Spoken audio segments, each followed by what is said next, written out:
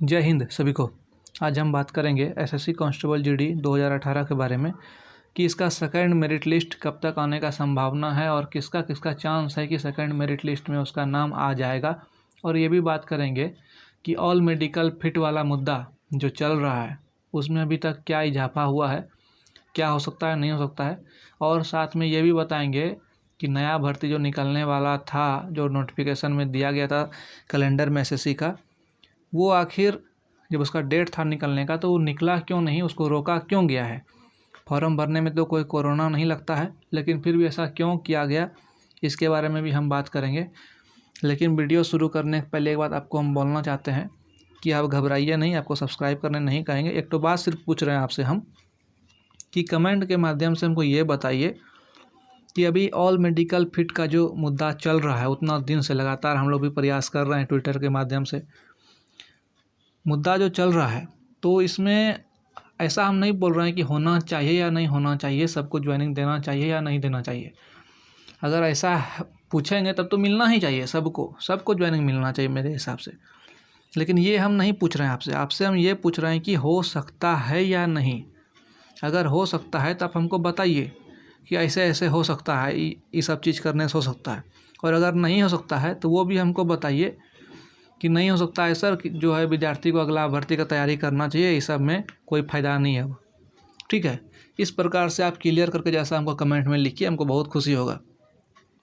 चलिए आगे बात करते हैं कि वैकेंसी था 2018 वाला 60,210, जिसमें कि ज्वाइनिंग लगभग 55,000 स्टूडेंट को करवाया है। लगभग 5,000 स्टूडेंट ऐसे हैं जिनको ज्वाइनिंग नहीं मिला है और सीट खाली है नोटिफिकेशन के हिसाब से। हम इसमें ऑल मेडिकल फिट का बात नहीं कर रहे हैं, इसमें सिर्फ उतना टका ही बात कर रहे हैं जो कि नोटिफिकेशन में दिया गया था। ठीक है, अब ये समझिए जब नोटिफिकेशन में था तो आज हो या 10 दिन के बाद हो या 1 महीना के बाद हो, कभी ना कभी तो उसको फुलफिल करेगा ही। साथ में आपको एक बात और हम बताते हैं कि अभी जो भी स्टूडेंट जा रहा है अपना ट्रेनिंग सेंटर जाकर के उससे पूछिए कि कितना स्टूडेंट भाग रहा है ट्रेनिंग से। खास करके सीआरपीएफ वाले, बीएसएफ वाले से पूछिए जाकर के, आईटीबीपी वाला से भी स्टूडेंट भाग रहा है, तो उस सब में भी सीट खाली है। अब हम ऐसा नहीं बोल रहे हैं कि सीट खाली हो रहा है तो इधर से स्टूडेंट लेते जाएगा, उसमें ज्वाइन करवाते जाएगा, ऐसे नहीं हम बोल रहे हैं। मेरा जानकारी आपको होना चाहिए कि लगभग अगर मान लीजिए 50 स्टूडेंट को बुला रहा है तो उसमें लगभग 40-45 स्टूडेंट जा रहे हैं, फिर बाद में वहाँ से 10 तो और स्टूडेंट भाग जाता है घर अपना। ऐसा हो रहा है, तो पहले बात कर लेते हैं, तब हम आपको अपना राय देंगे कि मेरे मन में क्या इच्छा है। ठीक है, तो आज ना कल ज्वाइन तो करवाएगा ही 5,000 स्टूडेंट, 5-6,000 स्टूडेंट जो भी बचा है इसको ज्वाइनिंग देगा ही, सेकंड मेरिट लिस्ट निकालेगा ही। 100% ये बात है कि सेकंड मेरिट लिस्ट निकालेगा। और सेकंड मेरिट लिस्ट में जो पॉइंट से छूट गया, अभी हम कमेंट पढ़ रहे थे, लगभग बहुत सारे स्टूडेंट ऐसे हैं 001, 004, समझे, ऐसे 0.02 इस प्रकार के पॉइंट वाले स्टूडेंट हैं कि जिनको अभी तक घर में बैठने का मौका मिल गया। बताइए, अभी रहता अगर विद्यार्थी वहाँ ट्रेनिंग करता तो कितना भी उठाता तो लगभग 28 से 30,000 रुपया के आसपास उसको ट्रेनिंग में मिलता। अभी लॉकडाउन में बताइए घर का क्या स्थिति होगा स्टूडेंट का मानसिक तनाव जो है लॉकडाउन में और बढ़ गया कि साला कोई वैकेंसी नहीं कोई प्रक्रिया आगे बढ़ रहा है, घर का परिवार बैठा हुआ है, कमाने वाला कोई नहीं, खाने वाला 10 तो मेरी बात है, समझे। लेकिन ये सब बात करने से कोई फ़ायदा होगा नहीं, काहे कि हम लोग गलत सरकार के बीच में फंस गए हैं। अब जिस प्रकार से सब कोई चलेगा, हम लोग एक ट्रेन में घुसे हुए हैं, हम लोग जानते हैं कि ये ट्रेन जो है दिल्ली तक जाएगी, तो हम लोग भी ट्रेन के अंदर घुस गए हैं, जान रहे हैं कि पहुँचबे करेंगे, धीरे धीरे चल रहे हैं। यही सब स्टूडेंट का हाल है।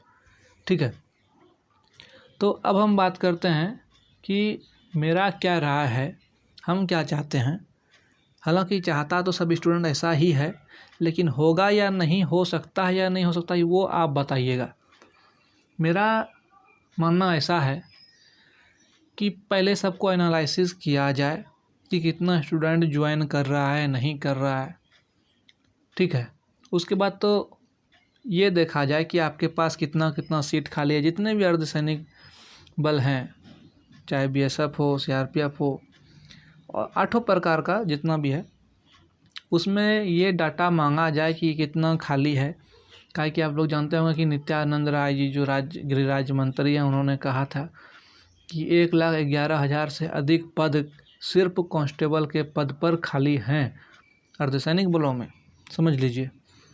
तो इतना पद जो है कहाँ जाएगा? उतना दिन भी हो गया, लंबा दिन हो गया, रिटायर भी तो करता है आदमी, और उसके बाद सुनने में आ रहा है कि नया वैकेंसी जो 40-45 हज़ार निकालेगा, समझे। तो उतना वैकेंसी होगा फिर क्या? और ये कोई साधारण चीज़ है नहीं कि आप स्कूल में टीचर भर्ती कर रहे हैं या रेलवे में ग्रुप डी भर्ती कर रहे हैं, ऐसा तो कोई बात है नहीं। ये तो एक देश रक्षा के बारे में है। अगर सेना नहीं है देश में तो देश कोई काम का नहीं है। अभी इजराइल वाला घटना देख लीजिए कैसे चल रहा है।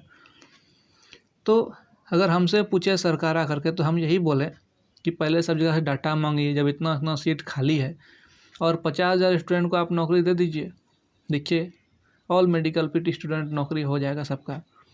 लेकिन ऐसा करने के लिए कोई तैयार ही नहीं है, कोई बात ही नहीं सुन रहा है। एक बात याद रखिए, सबसे बड़ा बहाना है ये कोरोना। सरकार के पास इतना सवाल आ गया कि वो उसका जवाब नहीं दे पाने लगी। यही कारण है कि भाई अब क्या करेंगे, अब तो कोरोना है।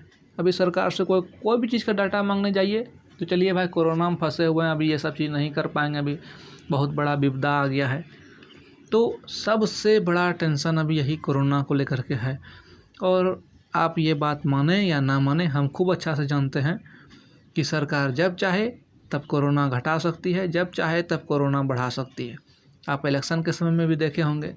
अभी सिर्फ इतना टा बोल दे नरेंद्र मोदी जी आकर के लाइव आकर के, खाली इतना टा बोल दे कि भाइयों बहनों आज रात 12 बजे से जो है कोरोना ख़त्म हो गया, अब डरने की कोई बात नहीं है। देखिए हॉस्पिटल में जो मरने वाला आदमी है वो उठ के आ जाएगा और आपके साथ प्रोटेस्ट करेगा, समझे। तो ऐसा बात है, क्या कीजिएगा, दुनिया ही साला ऐसा है, रहना होगा। लेकिन एक बात बताते हैं दोस्त, घबराने की कोई बात नहीं है। अगर भगवान जन्म दिए हैं तो कुछ ना कुछ सोच के दिए हैं। अगर आपका कुछ अच्छा चीज़ लिखा हुआ है तो भगवान शायद आपको इस जीडी वाले नौकरी में नहीं भेजना चाहते होंगे। ये भी सोचिए, आप किसी का गलती मत देखिए, आप सिर्फ ये सोचिए कि जो लिखा होगा वही होगा, सिर्फ कर्म करना है। ऐसा हम नहीं बोल रहे कि छोड़ दीजिए, लेकिन अगर आपको लिखा है कि उच्च स्तर पर भर्ती होंगे तो साला आप जीडी में कैसे भर्ती होइएगा। लेकिन हाँ, मेहनत जारी रखिए लगातार। सक्सेस का यही मंत्र है कि अगर आप लगातार मेहनत करते हैं किसी भी क्षेत्र में तो सक्सेस होना ही है। ऐसा कोई इंसान नहीं जो कि मेहनत किया सक्सेस नहीं किया। ठीक है, बाद में बात करते हैं।